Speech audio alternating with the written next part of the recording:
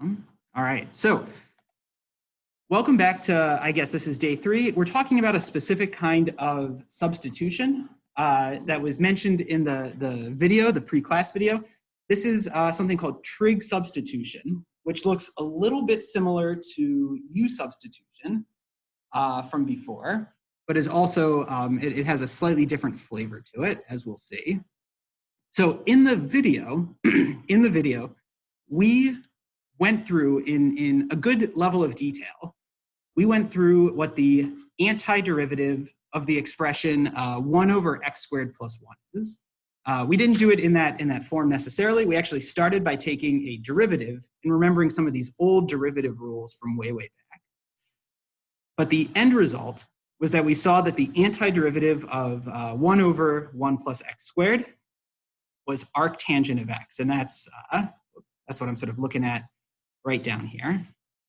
Through a similar measure, we could also see that the antiderivative of 1 over the square root of 1 minus x squared was arcsine, though we didn't actually go through that in the video, but a similar process could be done. The key to sort of unpacking all of this was in this picture up here, this sort of weird triangle picture, right? So we took the derivative of arctangent. We got this really complicated expression, 1 over secant squared of inverse tangent of x. And then we had to use this sort of, what I often endearingly call triangle magic. We had to use some triangle magic to convert that secant squared of inverse tangent into the expression 1 over x squared plus 1. And we did that by appropriately labeling a triangle so that the expression arctangent of x had some sort of triangular meaning to it, right? And that was what we saw down here. So the key to trig substitution is to try to make sense of this triangle magic and to try to set up appropriate triangles that can help us find antiderivatives of sort of very specific expressions. So it's a very, if I'm being honest, it's a very niche integration technique, but a valuable integration technique, as we will see. All right. So with that, let's actually get into this. As I said, it sort of comes from triangle magic, and so it's our goal to cleverly label certain triangles. And let's zoom in so we can get real close here. And we do this in such a way, like I said, we do this so that we can make meaning of some inverse trig expressions. So the motivation, I'll say, you have to just trust me here for a moment, and we'll see how we can use this going forward. We're going to label a triangle for the sine function, the tangent function, and the secant function, right? So if we have sine of theta equals x over a, right? Here's our 90-degree triangle, here's theta, and sine is opposite over hypotenuse. So a sine of theta equals x over a.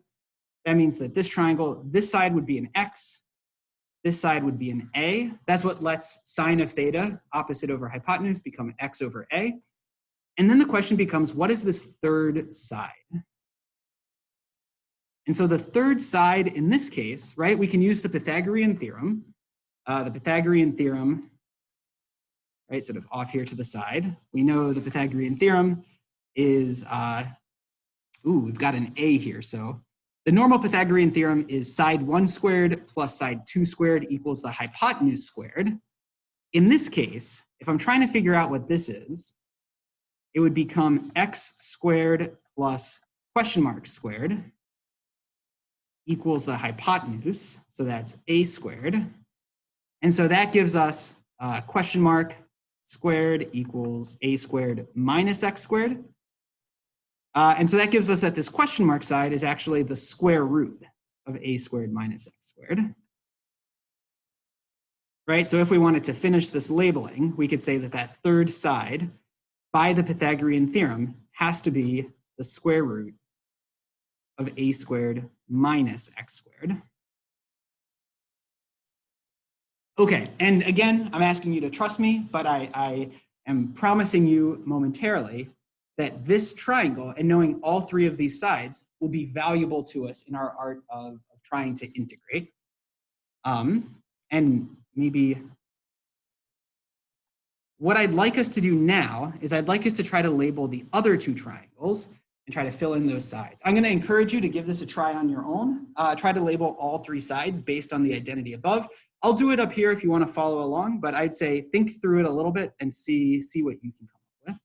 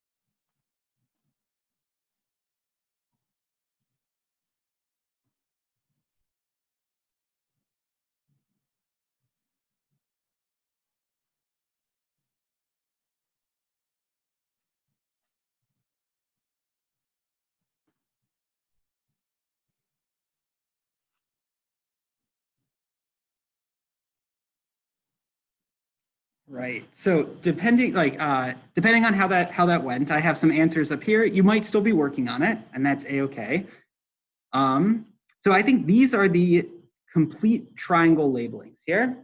I think secant is for tangent, of course, right? The tangent of an angle is its opposite side divided by its adjacent side. So that let us label x and a pretty quickly, and then the Pythagorean theorem gave us the hypotenuse side. Secant, I think, is the most challenging. We have to remember that secant is 1 over cosine, and since cosine is adjacent over hypotenuse, secant is going to be hypotenuse over adjacent, and that let us label this final triangular side as well. So each of these triangle labelings gives us a third side that is the square root expression. And the key sort of observation that we're going to make is that now, if we see integrals that have these particular square root expressions in them, there's a good chance that we will be able to take advantage of this particular triangle in order to solve our antiderivative. And we're going to do this by making a particular substitution, our so-called trig substitution. And this is going to come directly from the triangles above. So we get this blueprint here in which if we have an integral, or if we have an integrand, something we're trying to integrate, that has the square root of a constant squared minus x squared, we will often get a lot of mileage out of making a trig substitution of the form x equals a times the sine of theta. And to sort of justify this, right, I want to remind you, let me slide up here for a second. Hopefully this is all still in your screen, that this was based on this sine of theta equals x over a. And notice if I multiply the a up to the other side, this just is the equation a times sine theta equals x. So we're simply taking that observation and plugging it in down here. And that will be our trig substitution. Similarly, we can do the same thing for tangent and for secant. So if we see something that has an a squared plus x squared under a square root sign, we can often get a lot of mileage out of saying x equals a tangent theta as a substitution. And for this final one, notice it's of the same form as our secant, so we can get a lot of mileage out of making the substitution x equals a secant theta. And having this chart sort of handy in the background and having it sort of written down here is a great way, or is a great blueprint to help us figure out how to make some substitutions for certain kinds of problems going forward. Let's talk about now how we can actually solve an integral using this. All right. So suppose we're given this integral right here, right? So the integral of 1 over the square root of 4 minus x squared. If we were given this, first of all, before this, we might not have any sense of how to proceed, but now that we have this table up here, we notice that it looks a lot like this first expression here, specifically with a equal to 2, right? Because it becomes the square root of 2 squared minus x squared. And so with that in mind, we can make the substitution x equals 2 sine of theta. And so let's talk through this. What follows now is something that is similar to the u substitution process. Remember, with the u substitution process, we first substituted in a u equals something, and then we calculated a du equals, something involving, some expression times dx. And then we substituted in, replacing all of our x's with u's. We'll do something very similar here, except instead of setting u equal, we'll set x equal. So here we say, let x equal, what did we just say? 2 times sine of theta. And then we're going to let dx be the derivative of that. So, I like to break it into 2 steps. dx d theta becomes 2 cosine of theta, just because that's the derivative.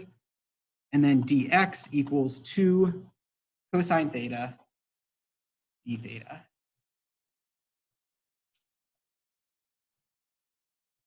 So we've done a process that's similar to substitution.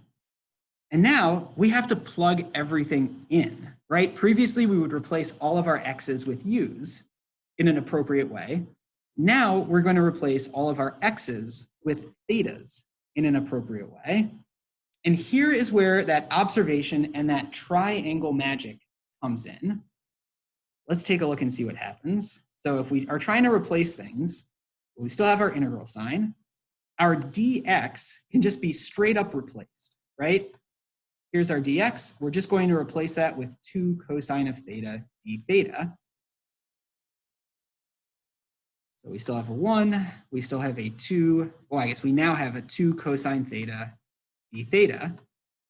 And then the question becomes, what the hell happens to that denominator?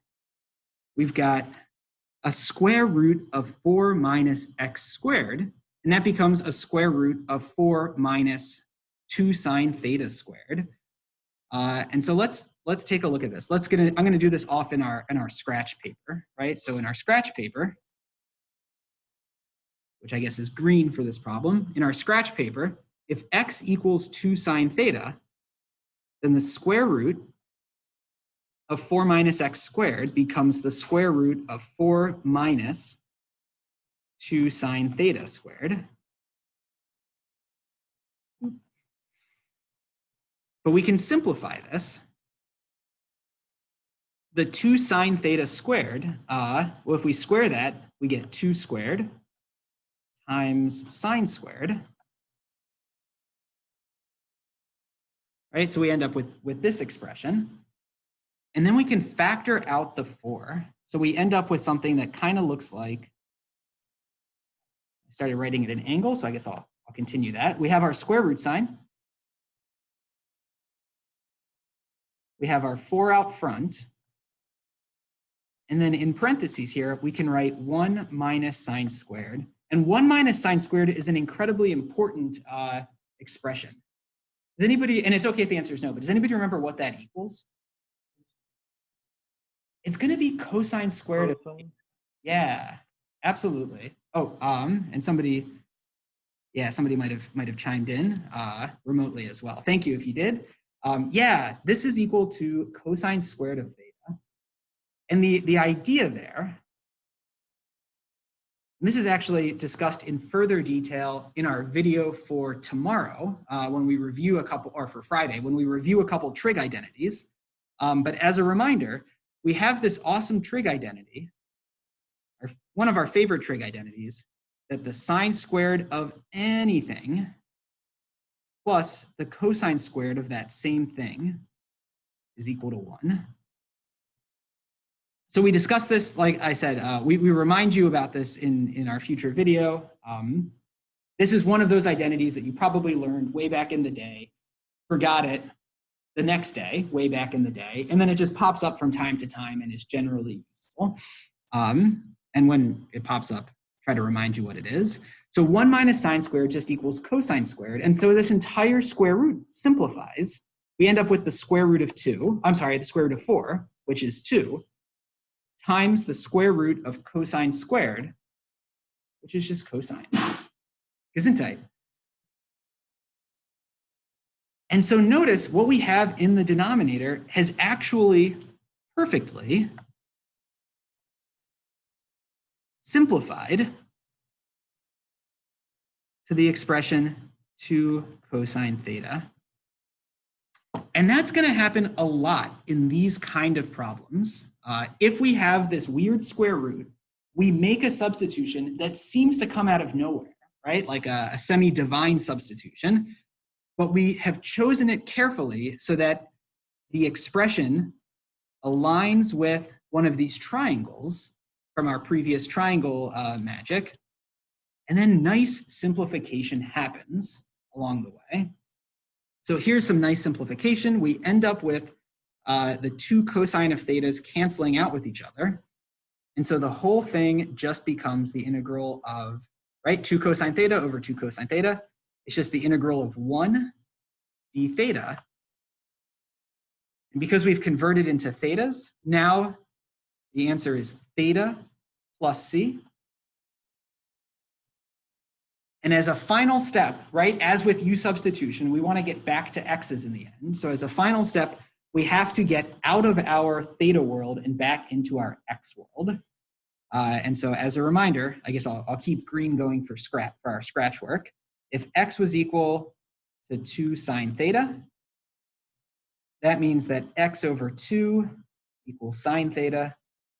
That means that theta is equal to, right, to get rid of the sine function, we need the inverse sine. So this was equal to the inverse sine of x over 2. And so as our final thing, we can replace that theta with an inverse sine of x over 2 plus a constant. And we're good to go. So like I said, this technique, this trig substitution technique, is a really fun but slightly niche integration technique. It's specifically when we identify expressions that look like they come from one of these triangles. And you'll notice the actual integration step, right? That was this step right here. The integration step was really not so bad because we had all of this earlier work that was sort of algebra heavy and trig heavy and everything like that. Any questions or points of clarification on this problem? Yeah. Okay, so I think the question was, the question was about this step right here. Is that right? Okay. So yeah, so let's confirm that this is right, because I ended up doing a few things sort of in one step simultaneously. So, and let me scroll down. I think I have a little bit of room actually below here. Yeah. So let's confirm that this is right. What I didn't do, so we have this giant square root sign. We have 4 times cosine squared. So the thing that I didn't write down, and I didn't even say out loud, so thank you for keeping me honest, is remember that when we take the square root of a big thing that's being multiplied, not added, but multiplied, that square root can break up across the different multiplied terms. So this is really nothing more than the square root of 4 times the square root of cosine squared. So that's where this came from. The square root of 4, that gave us the 2. And then the square root of cosine squared, that's just taking cosine, squaring it, square rooting it. That just gave us our cosine back. So that was what we ended up doing there. Yeah, great question. And thank you for, again, I make a ton of mistakes when I talk about math live, so always keep me honest. I appreciate you for doing that. Yeah, any other questions?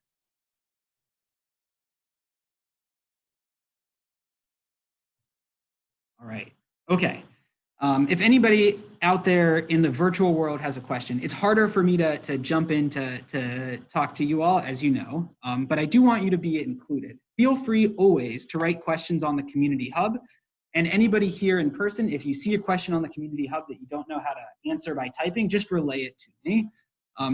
That's a great way to confirm that nobody gets left out. Every question can be answered. Okay, let's keep going.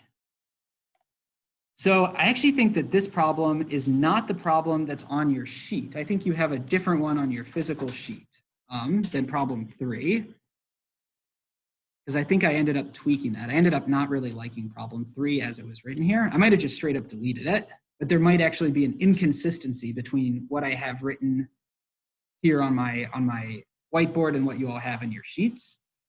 So what I would like to do is actually pause for a moment. Let's pivot over to the item pool. I think I had a question queued up. Yeah, question queued up. Like we said earlier, the biggest challenge in these trig substitutions is in all of the algebra at the beginning and in making the correct substitution. Oftentimes, once we make the correct substitution, we have the integration is not that difficult. It's just a lot of algebra and whatnot. So take a moment to look at this problem. Try to figure out what would be the appropriate trig substitution based on our work from before. Take a couple minutes to look at that.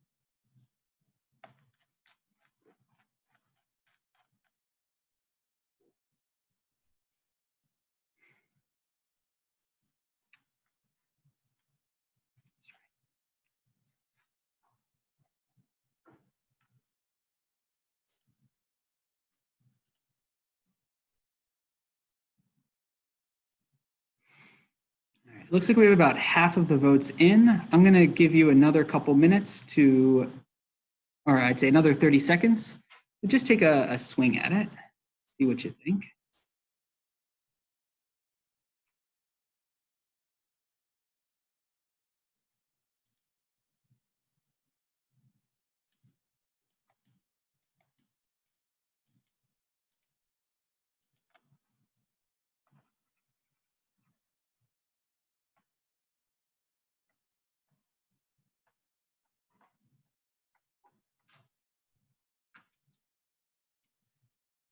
All right, let's go ahead and close this, finish and reveal. So it looks like there was some broad consensus, a few other answers. Looks like some consensus around D. D was the right answer in this case. And a couple of votes for the red herring that I put in there, which I was hoping a few people would vote for, just so we can talk a little bit about it. And that's B. So that is the other answer that feels likely, D or B. So D was the right answer, but there is this question of how can you tell the difference between these two? Because D and B would ultimately be very similar to each other. Yeah, I guess what is the major difference between the two? Well, if we go back to our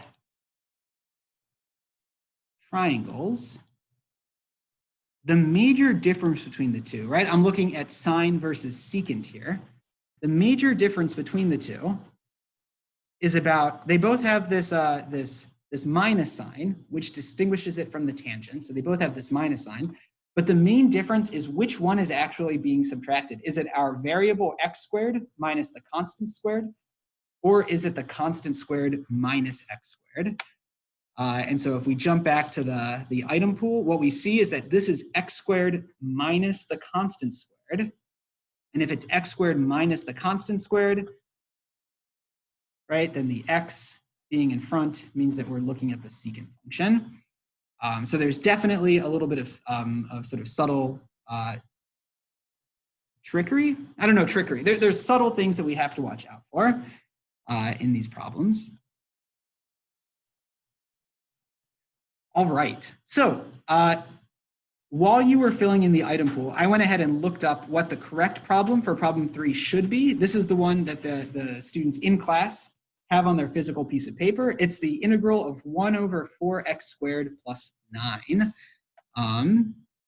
And quick check. Yeah, okay. There are no bounds of integration, so we're just trying to find this antiderivative. So this is once again a trig substitution problem, but it's a tricky looking trig substitution problem. At least it's not immediately clear that it's trig substitution because it doesn't fit into one of our archetypes as written. So the hint that I've given on the paper is to try to factor out a 1/4. The trouble here is that there's that pesky 4 floating out front of the x squared. And with that 4, this thing doesn't quite look like a trig substitution problem.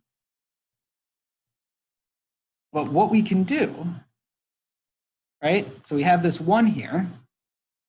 If I wanted to factor out a 4, I could factor a 4 out of this denominator. There would be an x squared here. And instead of a 9, that would just be 9/4, right? So we factored our 4 out. We've gotten this sort of ugly fraction, but that's okay. That's okay. And then I can factor a 1/4 out of the entire thing, right? So the multiplication can be factored right out, and we end up with 1/4 times 1 over x squared plus 9 to the 4th. 9 over 4.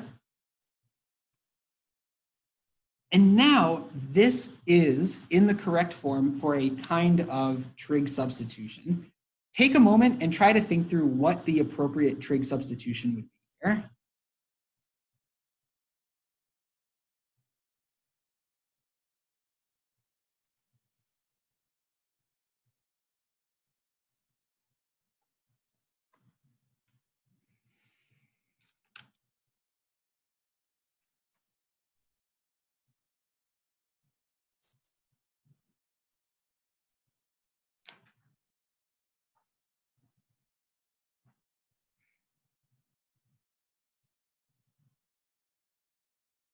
All right, let me kick it out to the audience, either in person or remote.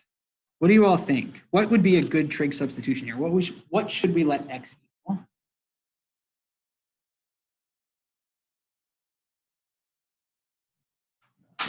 Yeah, come on. 3 over 2 times tangent. Ooh, okay. Was that what you were going to say? The guess was, I'll say it out loud, 3 over 2 times tangent. All right, and we have some concurrence. Yeah, so this ends up being, oh, and we got some chat going as well. Yeah, that's right, that's right. It would be a times tangent of theta. So the, right, the key, of course, we have this x squared plus something. So we're going to let x equal, it's going to be tangent. It'll be a times tangent. And then the question is, what's a going to be?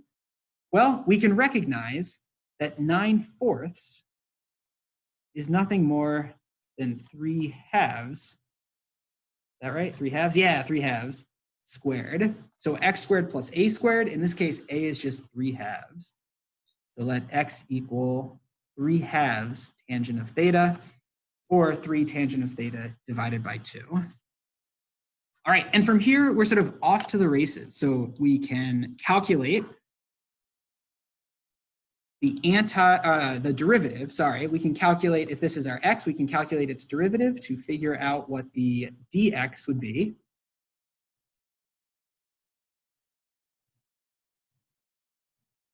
right? And the derivative of tangent is just secant squared. We get 3/2 secant squared of theta, d theta. And then it comes time to actually plug in and to try to change variables. So if that's our dx, we would end up with, we have our new integral. We still have our 1/4 floating out front. We have a 1 over something. Our dx has been replaced with a 3/2 secant squared of theta, d theta. And our denominator, we end up not with an x squared, but a 3/2 tangent of theta squared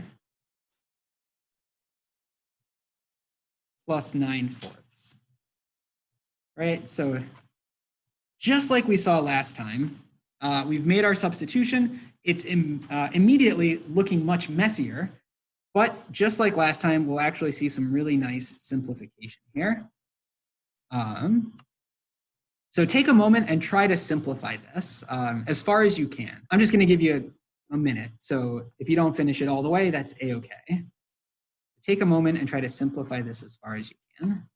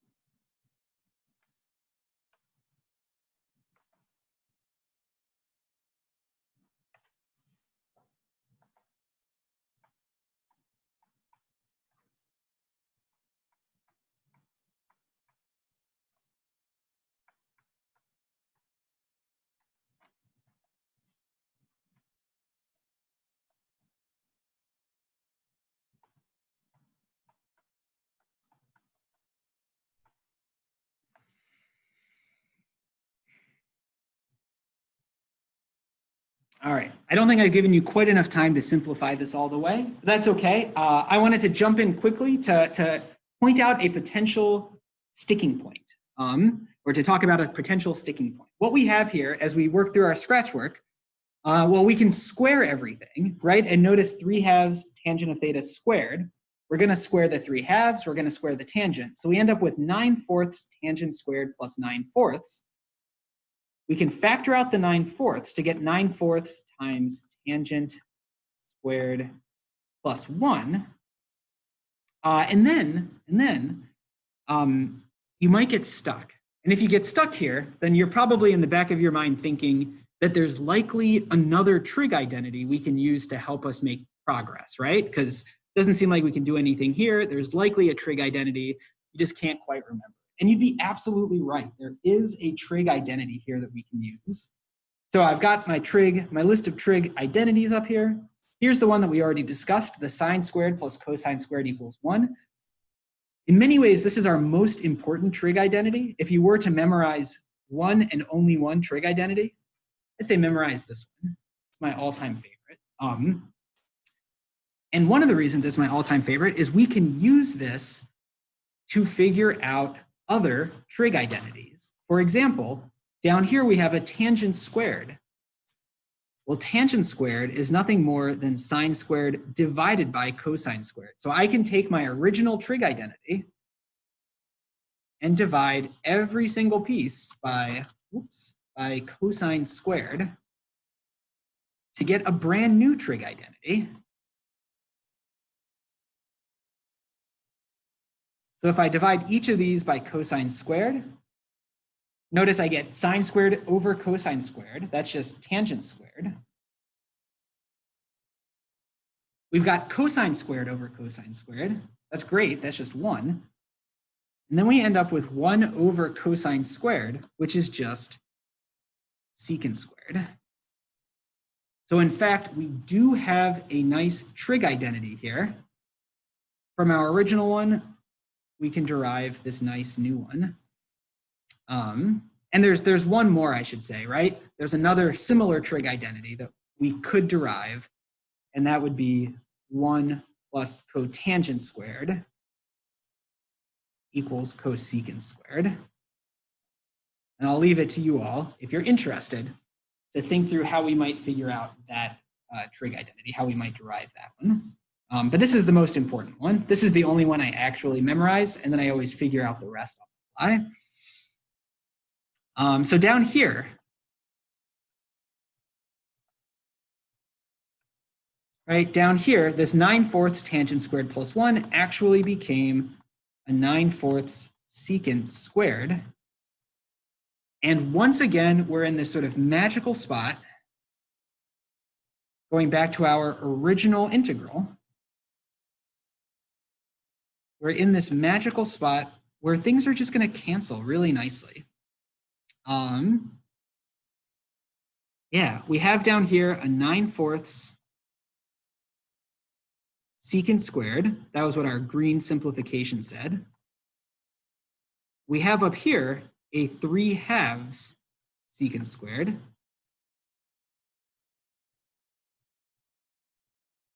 The secant squareds are going to cancel with each other, right? Nice and easily.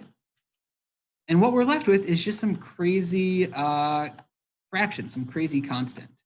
Oh, we still have the 1/4 out front. But what we have in the end is we have a 1/4 times 3/2 divided by 9/4. So what does that equal? 3/18 maybe? 1/6? My God, who can remember? Let's figure this out. 1/4 dividing by 9/4 is multiplying by 4/9. And we have this 3/2 here.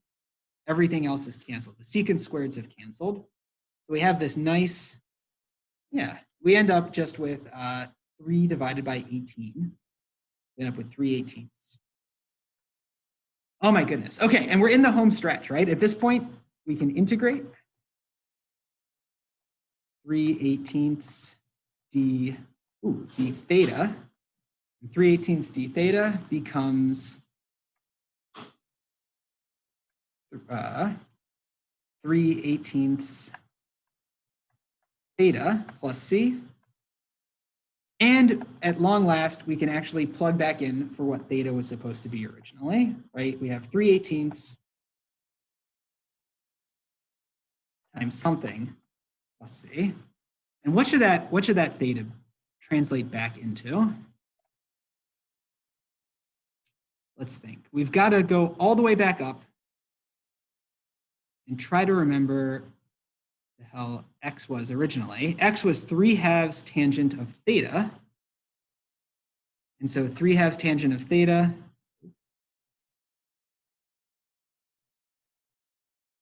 right? That means that 2/3 x equals tangent of theta. And so theta equals inverse tangent of 2/3 x. Something kind of messy and gross like that. I saw some chat. Let's see what's going on over there. Yeah, we've got some stuff. Yeah, arctangent of x divided by 3/2. Exactly. Same thing as, yeah, exactly. Another way to write it. Arctangent of 2/3 x, or arctangent of x divided by 3/2. Love it. Love it. I love it. All right, so I've of course forgotten what I just said, but we have to try to remember so we can write it down. It was arctan, or inverse tangent, of 2/3 x.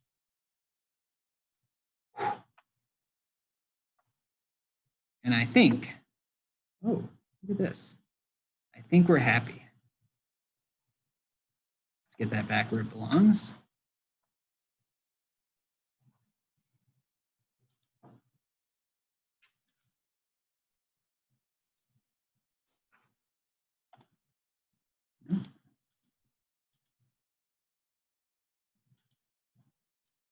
Oh no, things have gone really, really badly.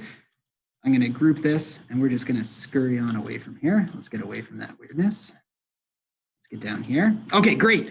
Great. Everything is normal. Let me pause. These are, again, there's a lot of sort of nuanced, like, sort of calculation here. There's a lot of algebraic manipulation. It's easy to get lost. It's easy to make silly mistakes. It's quite possible I've made silly mistakes along the way. Are there any questions, comments, concerns at this point?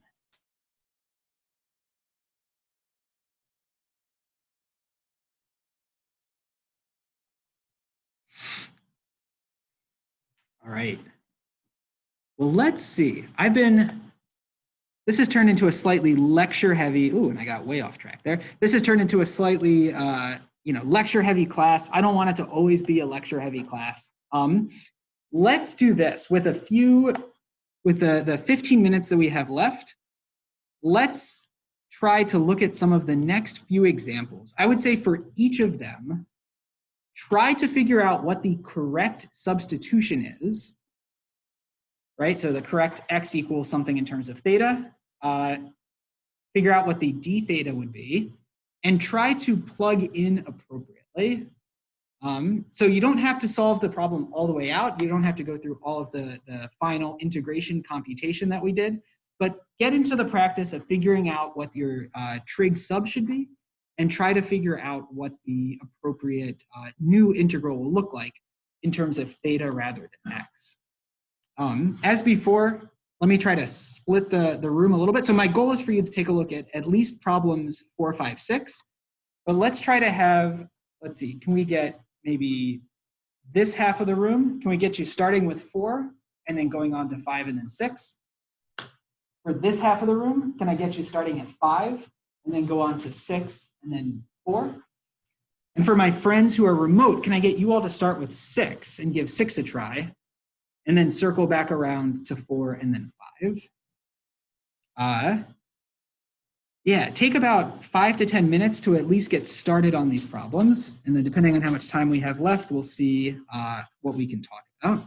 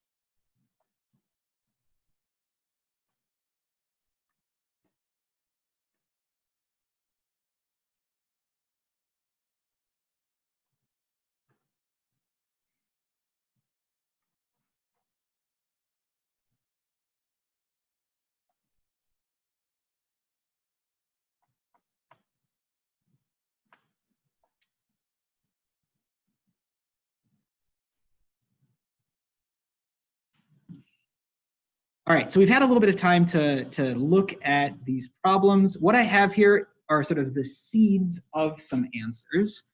So notice the seeds of these answers include the correct substitution.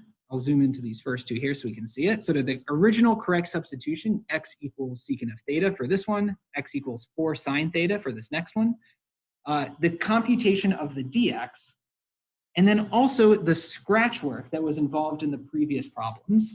So each of these involves having to figure out what the square root expression actually simplifies to, right? And the square root expression will simplify according to these sort of triangle rules, but really from these trig identities as well.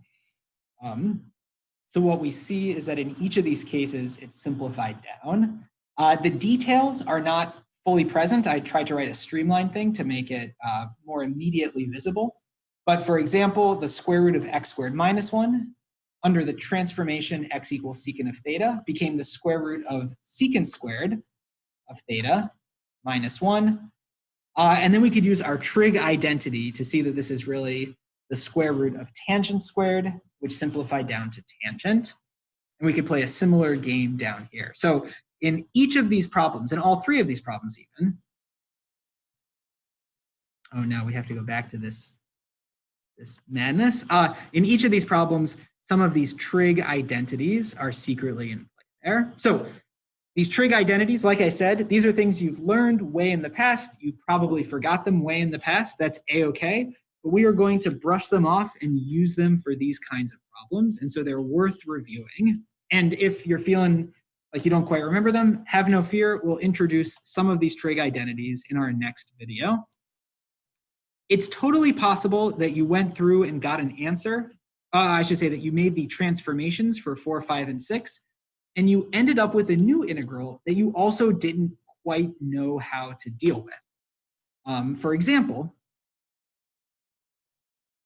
in this problem 5, if I can do this on the fly, I think we end up with a 5 times sine of theta, that's our 5x, times 4 cosine theta. I'm sorry, it should be 5 times 4 sine theta times an additional 4 cosine theta times our dx is an additional 4 cosine theta. So we end up with this complicated expression, which we then also need to figure out how to integrate. So they don't all simplify down to just become nice constants. In this case, we end up with 20, 80, 320 times sine of theta times cosine squared of theta. And we'd have to figure out how to integrate that, which we can do. It would just require a little bit of further thought. So all of that's to say that simplifying down to a new integral in terms of theta is the first step. Sometimes it's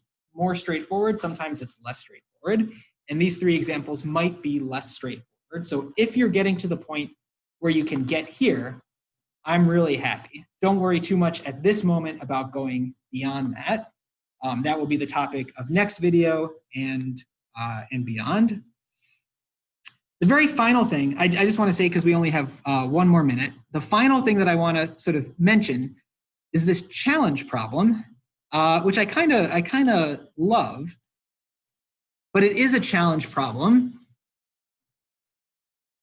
I would say this is the kind of problem that I, as a math professor, think is kind of cool because there's a little bit of cleverness involved.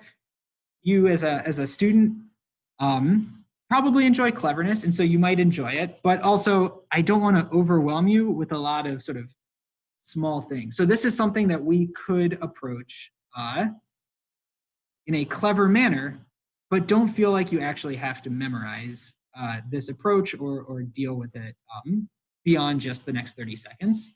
Yusuf, did you have a question?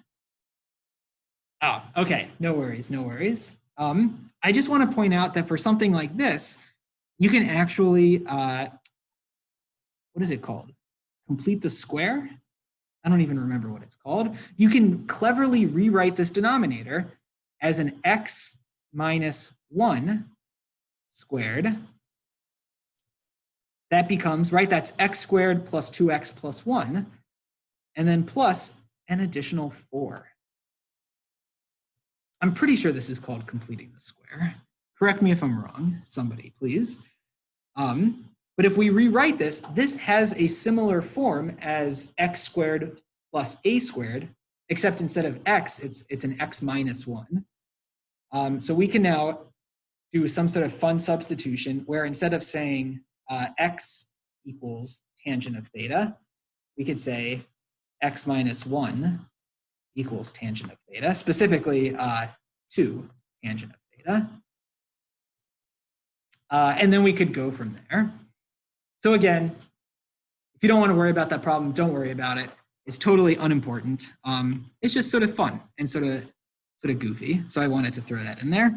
All right, we are definitely out of time. Thank you all so much. I know that was sort of a lecture-heavy day. You all were fantastic. There's a lot of sort of nuance in manipulating these annoying integrals, and you all rolled with that in a really nice way. If you have any questions about any of this, please do let me know. As you're packing up, I'll just sort of say out loud, as a reminder, on Friday, we will have our next set of quizzes. They'll be taken through Moodle sometime Friday afternoon. If you are somebody who got a grade of progressing on the previous quiz, don't forget to send me those email corrections before Friday. So send them to me today or tomorrow. And I'll send out an email just reminding you about all this. Otherwise, have a great rest of your day. Those of you in the first row can go ahead and take off. Thank you. Thank you. Take care. Take care, Quan. All right, second row, you all can take off. Anybody who's still sitting there online, you're great. You can take off as well. It's good to see you all. See ya. Next row, you can go for it. Oh, you're so kind. Thank you very much. Thank you. You're so kind. Awesome. Hey, have a good one. All right, and yeah. Back row, Mariah. I didn't use this, and I didn't want to throw it out. Oh, just go ahead and recycle it. It's okay. I go through, I was gonna say, Sam could have even kept this this pen if he wanted to. I have a million pens. I go through a million pieces of paper. I don't. Oh, perfect. I'll try to remember that. Yeah, because I'm like you. I don't want to waste the paper if I can help it. If I do end up wasting it, it's not the end of the world. But I'll try to remember. Thanks, Nathaniel. Take care.